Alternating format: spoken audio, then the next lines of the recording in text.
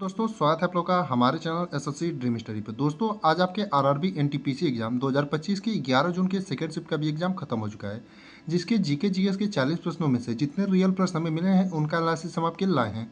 उससे पहले अगर आप लोग चैनल पर नए हैं तो चैनल को सब्सक्राइब कर लीजिएगा और वीडियो को लाइक करिए और अपने दोस्तों के साथ ज़्यादा से ज़्यादा शेयर करिए और बेल आइकन को प्रेस कर लीजिए ताकि आगे आने वाली हर वीडियो का नोटिफिकेशन आप तक सबसे पहले पहुँचे। और डिस्क्रिप्शन में हमने अपने टेलीग्राम चैनल का लिंक दे रखा है, उसको जा करके ज्वाइन कर लीजिए क्योंकि वहाँ पर जो है आपको पीडीएफ जो है पूरा प्रोवाइड करा दिया जाएगा, क्योंकि इसमें कुछ क्वेश्चन बचे रहते हैं, वो भी क्वेश्चन उस पीडीएफ में ऐड कर दिए जाते हैं। तो आइए देखते हैं 11 जून के सेकंड शिफ्ट में कैसे कैसे क्वेश्चन आपके पूछे गए थे।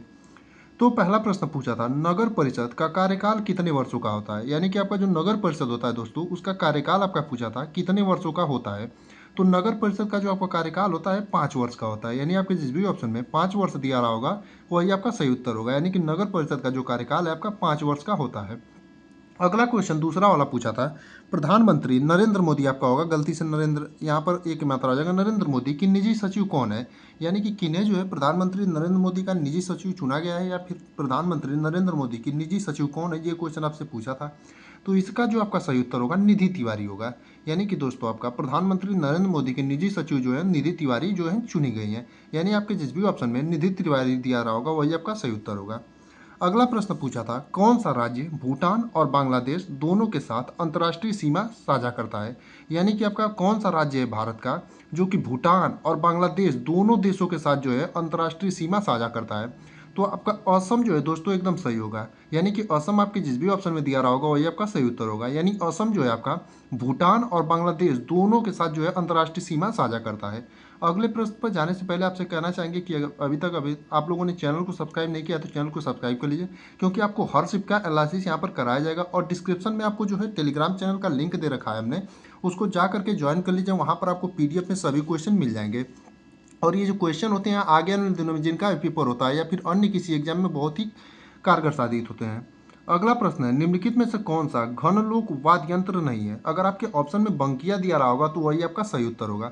ये जो है आपका घनलोक वाद्य यंत्र नहीं है। तो उम्मीद करते हैं आपके ऑप्शन में जो है बंकिया दिया रहा होगा। अगर नहीं दिया रहा होगा तो आप लोग कमेंट करिएगा कि इसमें आपका ऑप्शन क्या क्या दिया था। अब अगले प्रश्न की बात करें तो पूछा था, स्वदेश सेवक गृह किस स्वतंत्रता पहल से संबंधित है। यानी कि आपका जो स्वदेश सेवक गृह है वो किस स्वतंत्रता पहल से संबंधित है, ये क्वेश्चन आपका पूछा था। तो इसका जो आपका सही उत्तर होगा दोस्तों गदर आंदोलन होगा। यानी आपके जिस भी ऑप्शन में गदर आंदोलन दिया रहा होगा वही आपका सही उत्तर होगा। अगले प्रश्न की बात करें तो छठा पूछा था कि राजस्थान से होकर बहने वाली एकमात्र नदी कौन सी है। यानी कि राजस्थान से होकर बहने वाली एकमात्र नदी आपका पूछा था कौन सी है। तो इसका जो आपका सही उत्तर होगा लूनी नदी होगा। यानी आपके जिस भी ऑप्शन में लूनी नदी दिया रहा होगा वही आपका सही उत्तर होगा। यानी कि राजस्थान से होकर बहने वाली एकमात्र नदी आपकी जो थी लूनी नदी थी। अब बात करते हैं अपने अगले प्रश्न की। तो पूछा था 2025 में यूएनएफसीसी COP30 की मेजबानी कौन सा देश करेगा। तो यहाँ पर गलती से हमने लूनी लिख दिया था, आपका ब्राजील जो है इसका सही उत्तर होगा। यानी कि 2025 में यूएनएफसीसी COP30 की मेजबानी जो है आपका कौन सा देश करेगा, तो ब्राजील करेगा। अगला क्वेश्चन आपका था, उष्ण कटिबंधीय वृक्ष के नाम से आपका प्रश्न था। यानी कि उष्ण कटिबंधीय वृक्ष का नाम पूछा था। अब चारों ऑप्शनों में कौन कौन से दिए थे आप लोग कमेंट करके बताइएगा, जो भी लोग पेपर देने गए थे, कि ऑप्शन आपके क्या क्या थे। क्योंकि इसमें जो है ऑप्शन के हिसाब से होगा, क्योंकि उष्ण कटिबंधीय आपके बहुत सारे पेड़ होते हैं जैसे सागौन, साल और इसके अलावा भी अन्य बहुत सारे पेड़ होते हैं। तो आप लोगों में से जो भी लोग पेपर देकर आए होंगे वो लोग कमेंट करेंगे कि कौन कौन से ऑप्शन में थे। एक क्वेश्चन था, 2011 की जनगणना के अनुसार भारत का लिंगानुपात क्या था। यानी कि 2011 की जनगणना के अनुसार जो है भारत का लिंगानुपात कितना रहा है, ये भी क्वेश्चन आपका पूछा था। तो इसका जो सही उत्तर होगा 943 होगा। यानी आपके जिस भी ऑप्शन में 943 दिया रहा होगा वही आपका सही उत्तर होगा।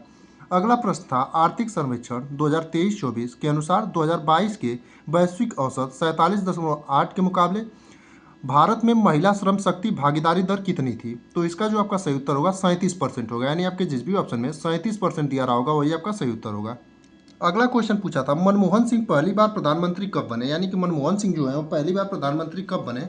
तो आपका 2004 में बने और 2004 से 2014 तक लगातार 2 बार ये प्रधानमंत्री रहे थे। एक क्वेश्चन आपका सिमलीपाल योजना से प्रश्न था। अब ये जो है एग्जैक्ट क्वेश्चन नहीं मिल पाया कि सिमलीपाल योजना से क्या एग्जैक्ट प्रश्न था। तो जो भी लोग पेपर देकर आए होंगे वो लोग कमेंट में बताएंगे कि सिमलीपाल योजना से एग्जैक्ट प्रश्न क्या था। अगला है, अंतर्राष्ट्रीय सौर गठबंधन के अध्यक्ष के रूप में किसे फिर से चुना गया। यानी कि अंतर्राष्ट्रीय सौर गठबंधन के अध्यक्ष के रूप में किसे फिर से चुना गया, ये क्वेश्चन आपका पूछा था। तो इसका जो सही उत्तर होगा आपका आर के सिंह। यानी आपके जिस भी ऑप्शन में आर के सिंह दिया रहा होगा वही आपका सही उत्तर होगा। बाकी इतने ही प्रश्न हमें मिल पाए थे दोस्तों, जिनका एनालिसिस हमने आपको करा दिया है। तो आप लोगों में से जो भी लोग पेपर देकर आए होंगे वो लोग कमेंट में क्वेश्चनों को बताएंगे। अगर किसी भी क्वेश्चन में इधर उधर थोड़ा मोड़ा मिस्टेक होगा या फिर जो भी बचे हुए क्वेश्चन होंगे उससे भी आप लोग कमेंट में बताइएगा। और आप लोग टेलीग्राम चैनल को जाकर के ज्वाइन कर लीजिए, क्योंकि वहाँ पर आपको हर शिफ्ट का पीडीएफ प्रोवाइड कराया जाता है। और चैनल को सब्सक्राइब कर लीजिए और बेल आइकन को प्रेस कर लीजिए, क्योंकि ताकि आपको एनटीपीसी के हर शिफ्ट का एनालिसिस आपको यहीं पर मिलेगा।